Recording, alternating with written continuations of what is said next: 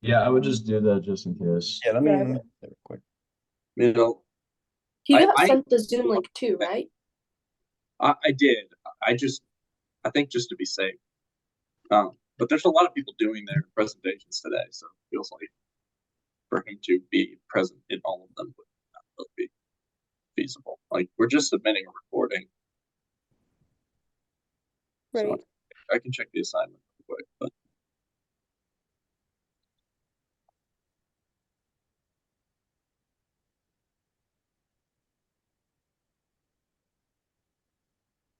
and invite your class TA to attend. Can we send him an invite link? He wasn't invited yet. I think.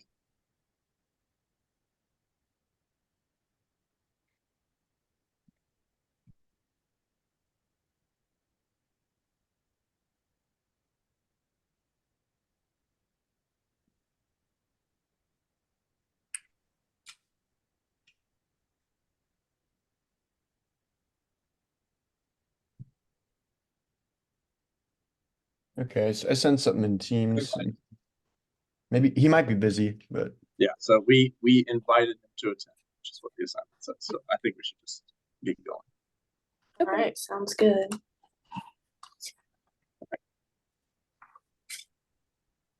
So wait, who's recording again? I'm recording. There's Leslie. All right, so I guess for it to, you need to put it in the grid view and project the presentation, right? Um,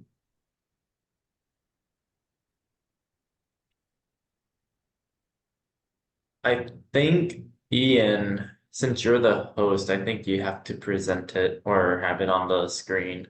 Yeah. Yeah. I can do that. Hi, Leslie. Hey. hey, Hi. Okay. All right, I'm gonna start sharing the presentation. Go ahead. Everybody's computer's fully charged. yep. Yes. All That's so funny, guys. Haha. Yeah.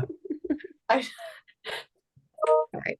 Looking at it So right now, just I'm paranoid. okay, are we good? Think so. Okay. So thank you to Sarah and Leslie for coming to our final presentation. We can go ahead and get started. Okay, so for a little overview of our project, I'm just gonna go ahead and introduce our team again, which is Ian Mackey, Hey. Clay Comer, Lauren Oppitz, Hi. Rue Taggart, Hello. Jacqueline Foster, Hi, nice to see you today. Grant Narzinski, Hello. and then myself, I'm Riley Young. So then for our projects, we worked with you guys, Casey Digital Drive. I'm sure you know this, but it's a nonprofit organization focused on teaching digital literacy skills and bridging the digital divide. And then our task was to research a possible ambassador program, just to see if there was interest for it. And then our findings proved that there was a high level of interest on the student side and the organizations as well that we met with. Our methods of research included focus groups, which we conducted with both the student group and organization group, as well as we used a survey to gauge the interest of students for the focus group. All right, and then recruiting objectives. In order to complete our project, we were tasked with holding the focus groups for the organization students.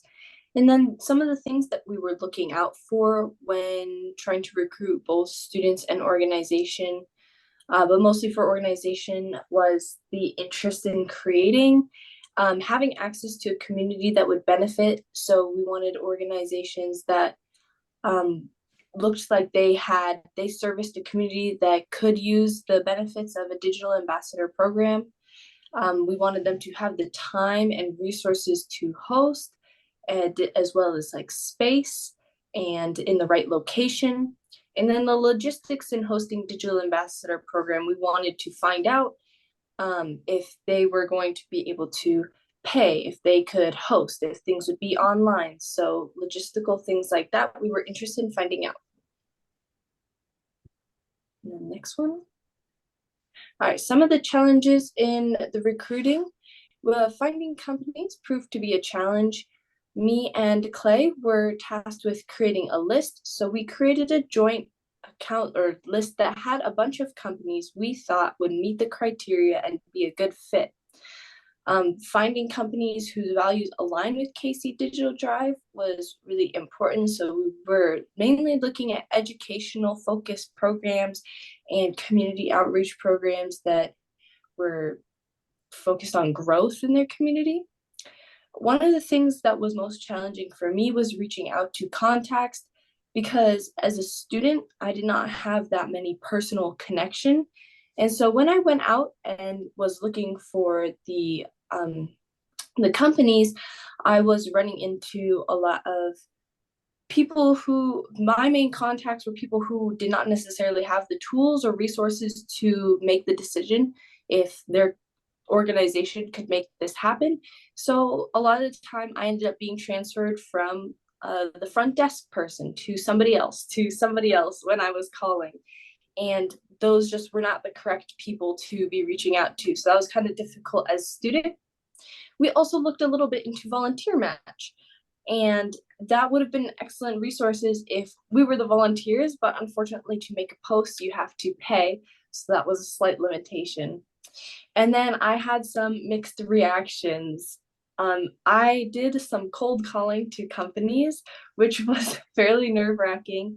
And some of the reactions that I got were good and positive at first, and then they didn't follow up. And some of them were really not good reactions. So it was really interesting to see, even though me and Clay tried to create a list of companies that we thought would really align well with KC Digital Drive, there were still interpersonal problems that sometimes they were just not a good fit. Okay, so I was charged with recruiting students. So I reached out to them. In order to effectively reach out to our students, we created and utilized a Qualtrics survey to send out to determine who might be interested in participating in our focus group. We got 6 responses on this survey, in which all respondents said they were interested in the focus group, and 5 people were able to meet on the planned time and date, which was great. These findings were great, as their ideal focus group consists of 5 to 7 participants. You can go. Okay. From the findings of our student-led focus group, KC Digital Drive was hoping to get feedback on what students wanted the Digital Ambassador program to look like. They wanted to find out what intrinsic motivators students might have to sign up for their program, what they wanted their day-to-day to look like, and the amount of compensation they would like to earn for this role.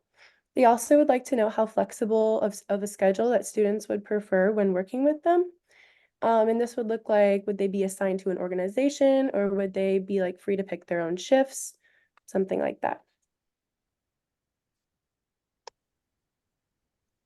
So I was in charge of running the focus group, and I had these 4 things in mind coming into it to get the most out of the focus group, to get them talking. I think that it really helped that I was also a student.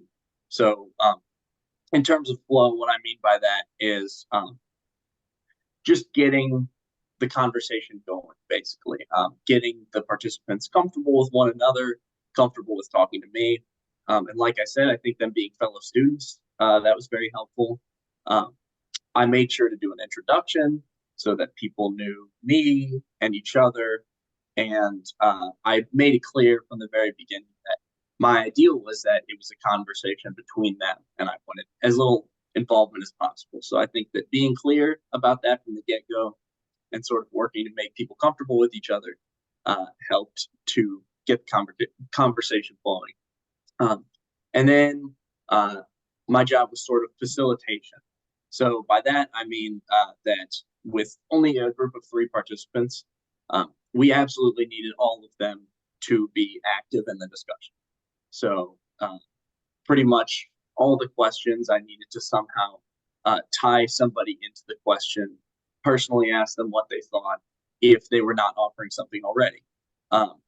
And another thing that I was able to do with that was get the students talking to each other. So I could ask someone, if they hadn't said anything yet, I could ask, do you agree with that? Or what is your opinion on this question compared to this person?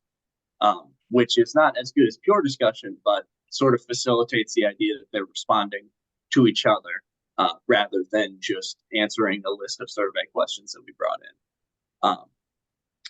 So at the same time, I wanted to balance being in the background. Like I said, my goal was to be as inactive as possible while having a good discussion. So as long as I could, I would try to just stay out and let them talk, let them sort of bounce off of each other. And once I found that balance, I think we had really good discussion. And then I need to be a little flexible. Sometimes questions that you write sound good on paper, and they sound like they're going to give you good information, but they can just be kind of confusingly worded, or the participant isn't sure exactly what to say. Maybe it's a little too open-ended. So not being married to those questions was helpful. Maybe finding a way to reword it in a way they might understand better, or just throwing it out entirely was necessary to keep the flow of the conversation going, not let it die. And then finally, follow-up. So a lot of times the participants, this actually I got straight from the document that you guys sent to me on preparing for focus groups. But a lot of times they would give sort of general answers, or answers that I could tell that they had something to say that we really wanted to hear, but they weren't quite getting it out. And a lot of times all you need to do is just ask, can you say a little more about that? So I was on the lookout for that. And then the main thing that I was trying to do, I would say the most important thing, was looking for places to ask follow-up questions, because I think the questions that branch naturally off of the discussion always give the most organic answers. So I made sure to be, as they were talking, thinking of questions that I could ask, how we could dig deeper into what they were saying. And again, that sort of goes back to the flexibility, knowing that the questions you bring in might be good, but your best question might be something that you come up with on the spot.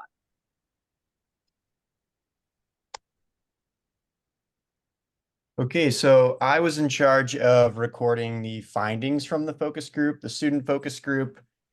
I was taking notes and recording the data we were receiving from those students during the focus group. We had some key assumptions of the focus group, some goals. Ian went over those pretty well. And like Ian said, we wanted to keep it organic, not like a Q&A. We wanted it to be more of a discussion between the students themselves and not between the facilitators or any of the note takers. We wanted it to be discussion and receive genuine answers. That was the biggest thing. We wanted genuine, real answers from the students to get our data. So some of the biggest key points, some student responses and preferences. The number one thing was it being paid. So all the students that joined did say it needed to be paid for them to be interested.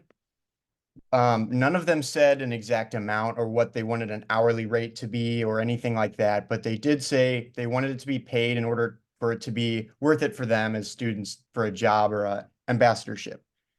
Another thing was it being in person. So this kind of makes sense. And a lot of students were saying it wouldn't make a whole lot of sense to do something online, as if they're teaching older generations technology and how things work, it might not be best to do it over a Zoom where they might not even know how to use the Zoom. But in person was a big thing. And a lot of the students were referring to these answers through a one-on-one type of teaching style, where they would go and teach one person at a time. And when we asked them about how they felt about classes, they all agreed that a class would be good, but to keep it small. They didn't want anything over 3 or more people might be too much, might be too overwhelming to teach a class of some sort. But they were interested in a smaller class, which is what one of the points that I was wondering was if they could do that. Another thing was supplied work computer and other supplies. And this would increase their productivity, having a separate computer or pieces of technology to help teach. And this might even include bundles like Microsoft Word and Excel and things like that paid by an organization to help them facilitate and teach other older generations about technology in that regard. Another thing was a flexible schedule. College students can be busy, and for the student focus group, they needed a flexible schedule. And depending on the school load, they said during a semester where they would be taking classes, 5 to 15 hours a week would be the best amount of time to be in school and have a job at the same time.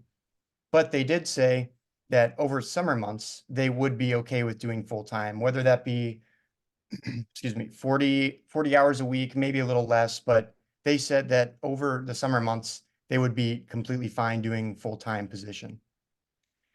And then lastly, we have effective training program. That was a key point brought up several times, which the students were speaking on whichever organization they might be paired with to teach older generations about technology.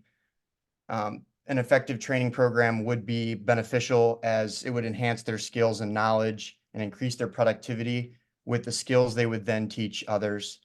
And those are some of the biggest points that we found with the students. There were some other things they said, but these were shared among the most of them, and these points were the most discussed between the students themselves. Many of the students said that on top of this being a great job that they would, enjoy, is that it would help them better their skills for themselves with technology. And these were the best points that we found. Yeah, and if I could just add on to the effective training program, they also said that a lot of them didn't necessarily have teaching experience. And Right. so being tasked with teaching, they would want to just sort of go over the basics of how to run a class, what are good ways to connect a lesson with students, because not everybody can do that naturally. So Right. anyway.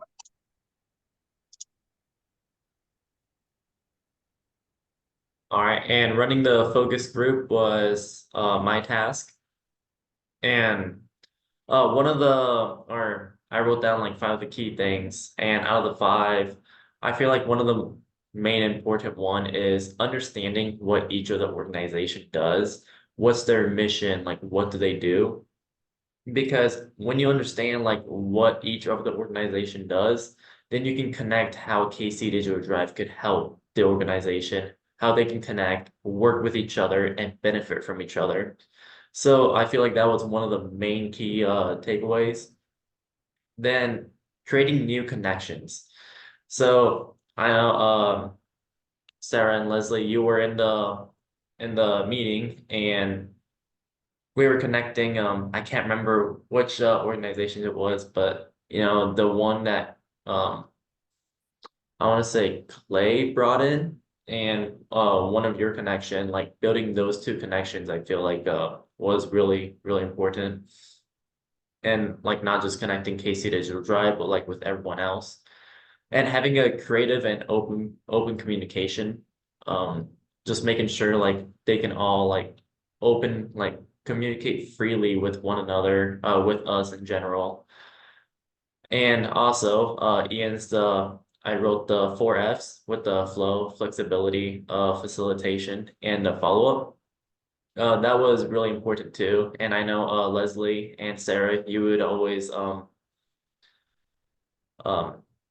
up with some of the questions that I would ask everyone. You could always like elaborate it, so that way it's something that they would understand. Like that's kind of like the flexibility too, where like I would say it sounds really good on paper, but then when you say it out loud, it's just like, man, like that didn't really make too much sense. And it was really great being flexible and just being able to elaborate on it.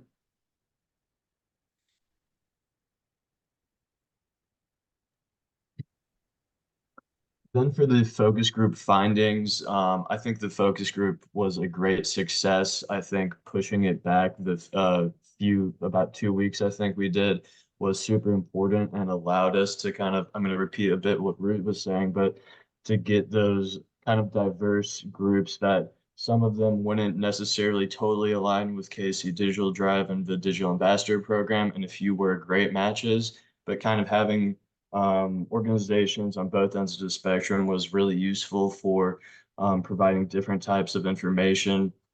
I know specifically on the topic of remote work, a lot of people were saying that really just wasn't going to work out if we're teaching them technology, but we're having to do it through online technology. It can be a bit confusing, and that was definitely a super valid point. But then I know another organization who didn't necessarily align with us then went on to speak about how the remote work was really useful for, getting a bigger reach and expanding a bit. So kind of having both ends of um, differing opinions on the same topic was really important for that and gave us some useful information on the remote work. Um, Another thing we talked about a bit was, how we would compensate, some of the student volunteers, some discussions about, volunteer credits from community colleges. I know one organization was already doing something similar to that. And you were kind of able to compare kind of KC Digital Drive services to that of, I believe, the public library and some other ones that were doing some similar work in the area. And we got a lot of useful information out of that. And another thing that Ruth said that I'm just going to repeat was the connections made during it was something really important. And I know you guys kind of shared your emails, and I think that is very important to have that communication and connection that we got from the findings, or sorry, from the focus group.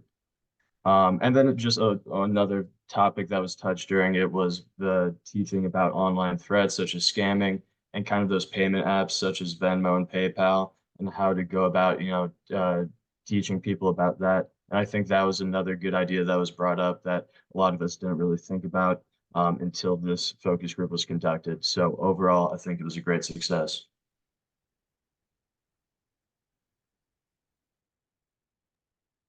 So we have quite a few recommendations that we want to throw out based on our methods and our findings.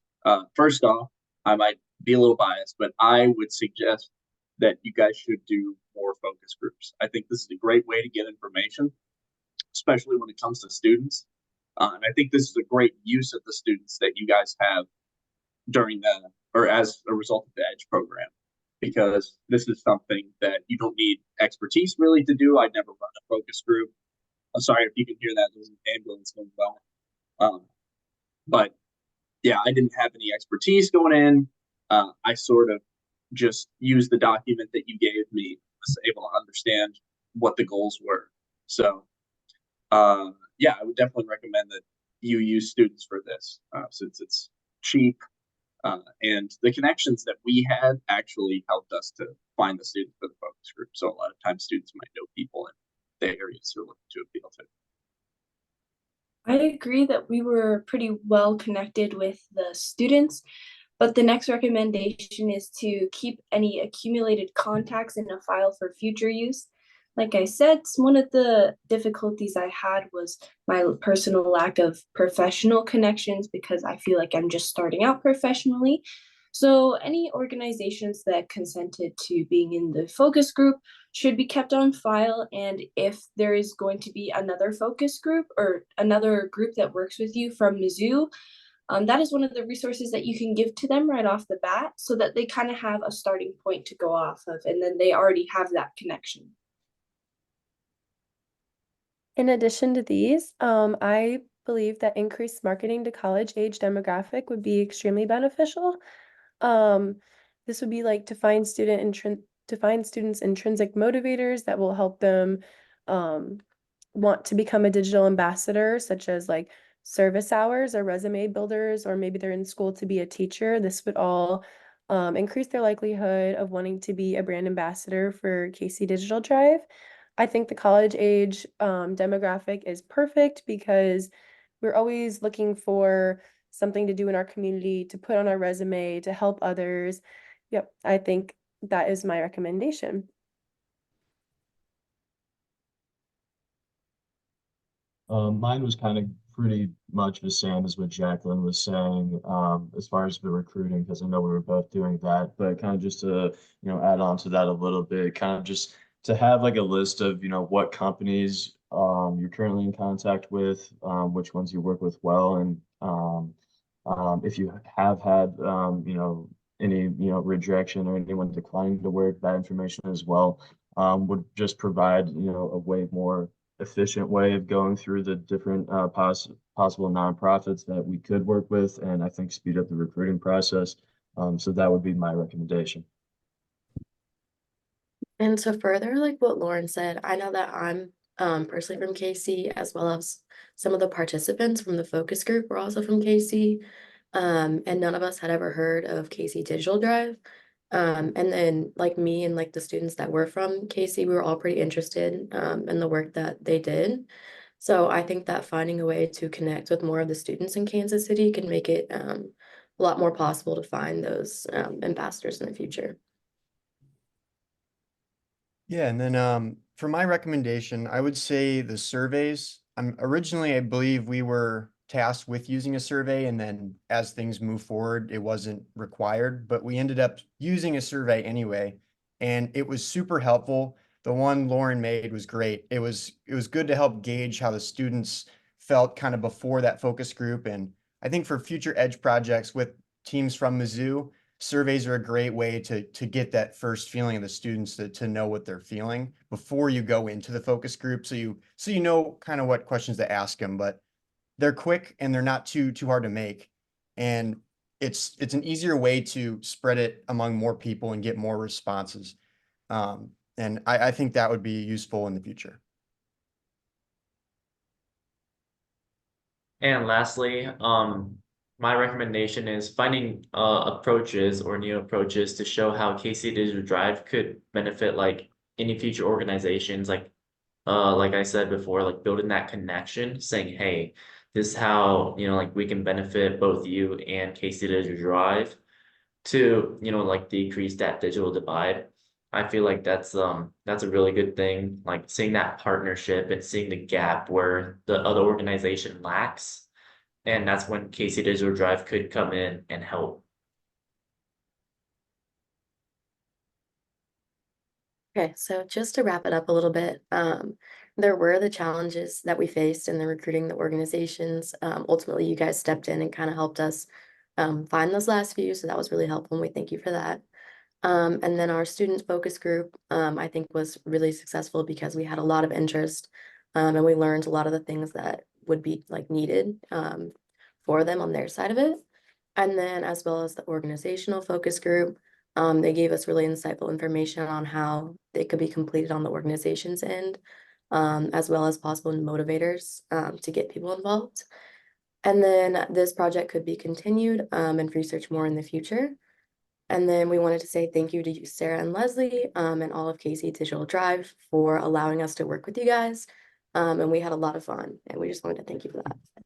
Thank you, guys. Yeah, thank Thank you. It was a great you. experience this semester. Yeah, thank you so much for working with us.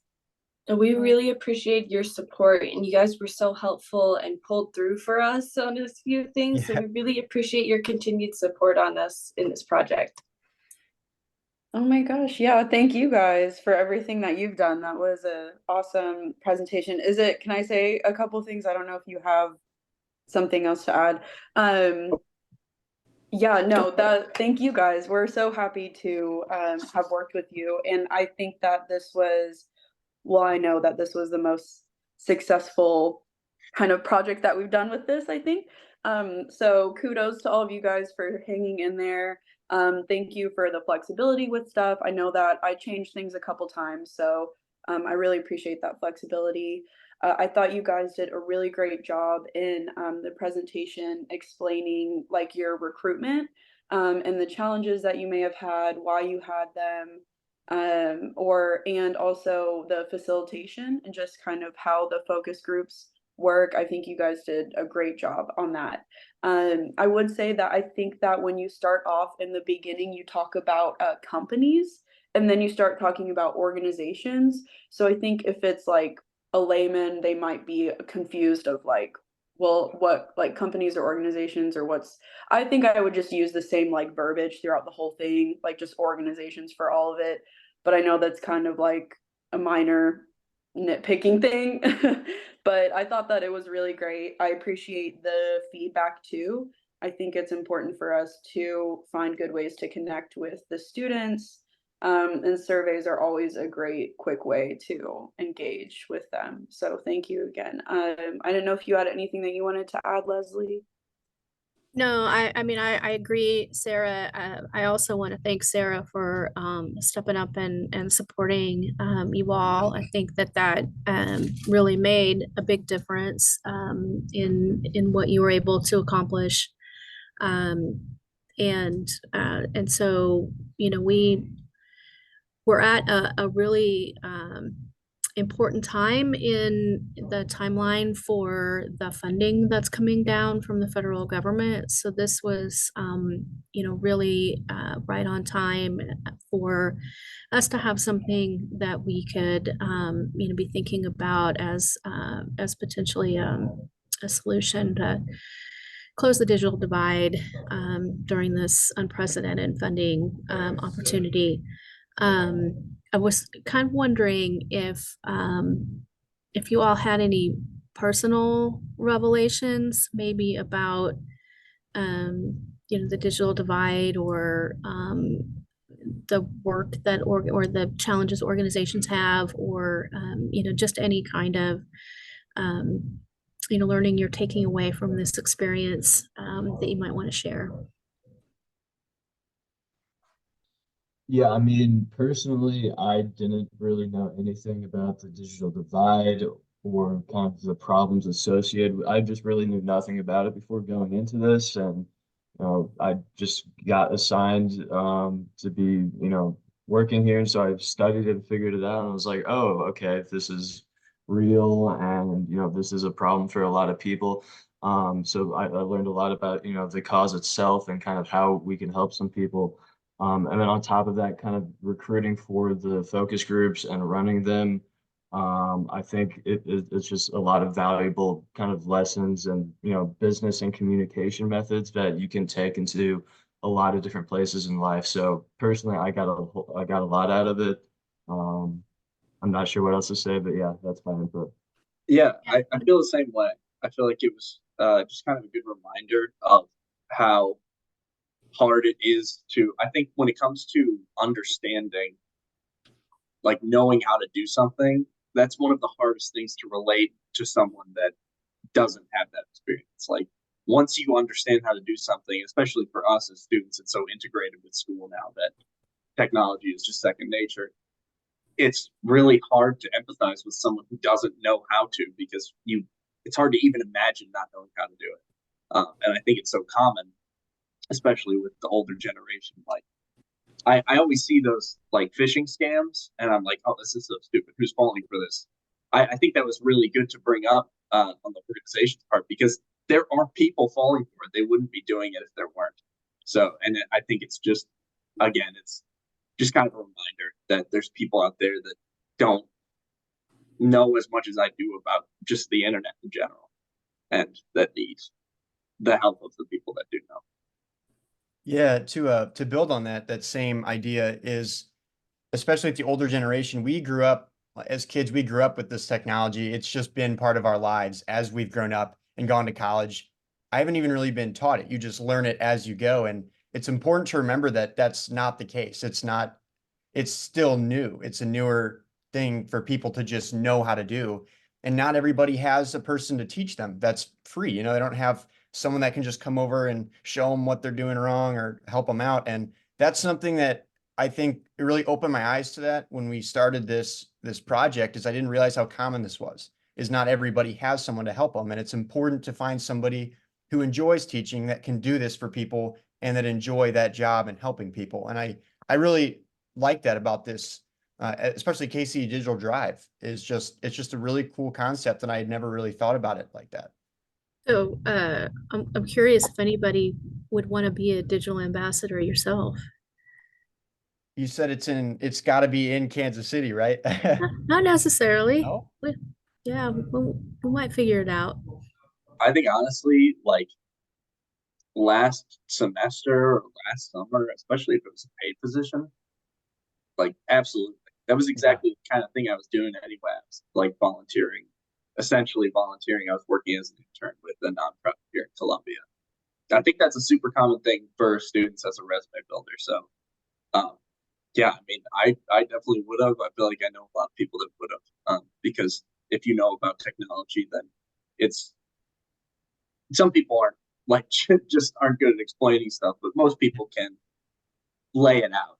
Yeah. What they know about technology, and it's really usually I think it's really simple stuff for us that isn't like very technically complicated. It's just that it's hard to know where to start if you don't know how to use a computer at all. Yeah, I would definitely be interested 100%, especially next year. I'll be a senior and I'll need something to do. Yeah, think a I lot of would us are going to be seniors or I graduating. think I would also be interested in being a digital ambassador because I think it's important to still grow your resume and like show that you're continuing to help in your community and learn after college. Like building a resume just doesn't stop as soon as you graduate college. So I think I would definitely be interested. And just because like using technology comes so easy to me, this is something, or well, I mean, naturally comes easy to me. This is something that like wouldn't require a lot of learning on my hand.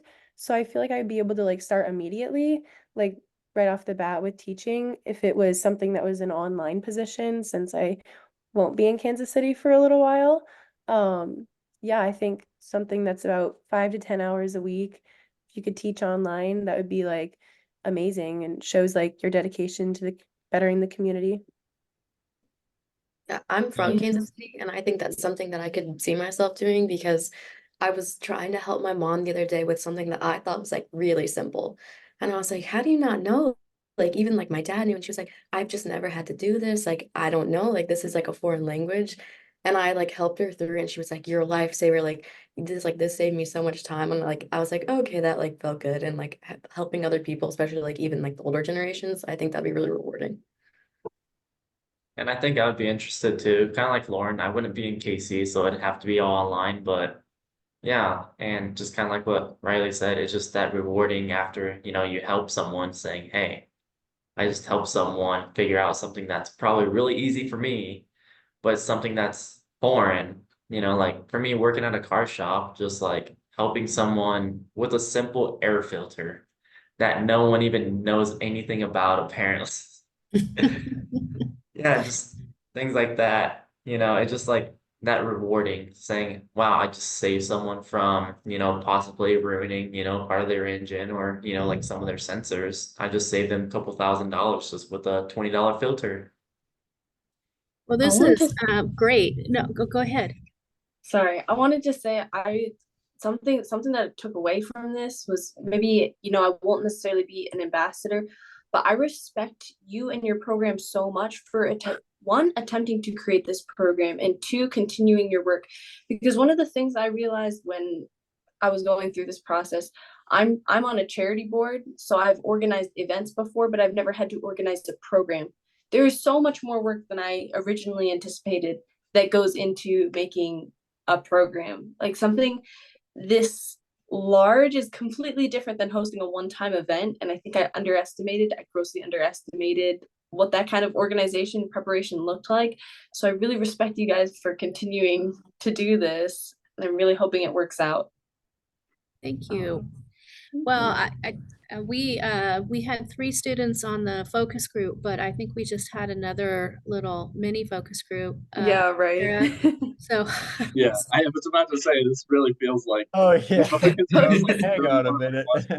Yeah, right. I think I'll want the recording for this one too. Absolutely. yeah, we sneaked in.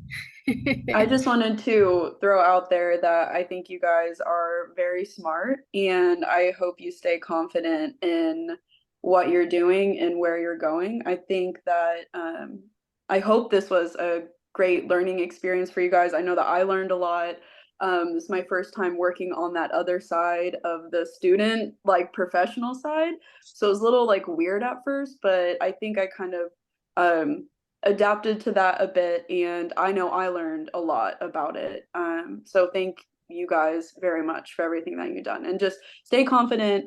I know it's tough out there with building your resume, finding a job, all of that stuff, but you all are very smart, so you'll do well.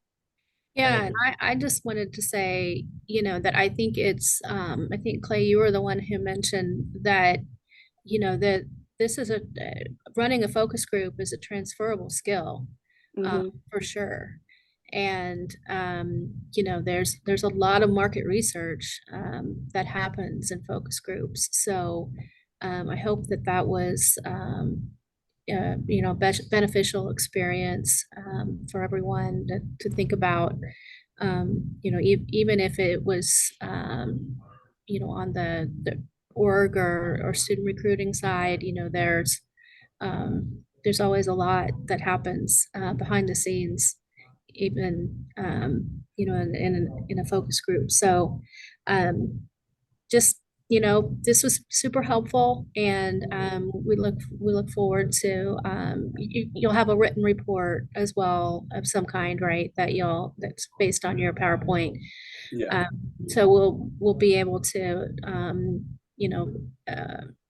pass that on to our leadership team, and really have that in our back pocket as we start thinking about how to maybe put together some ideas for funding applications to the state broadband offices. So it's been super helpful. Yeah. All right. Awesome. And shout out to Sarah's new haircut. I did get It's that looking yesterday. good. Thank I you. thought I Thank you. noticed something different. Oh, stop. Thanks. Yeah, it looks really cute. Thank you. All right. Well, I'm sure you all are gearing up for finals, and so good luck with all of that. Anybody graduating? Okay. Well, Nice. best of luck on your job hunts. Yeah. Thank you. And I don't have anything else. Sarah, do you have anything? No, I don't have anything else. All right. Well, it's been wonderful working with you all, and best of luck in your future. Thank Yeah, you all definitely. so Thank much. you all so Thank you guys much. so Appreciate much. it. Thank you guys.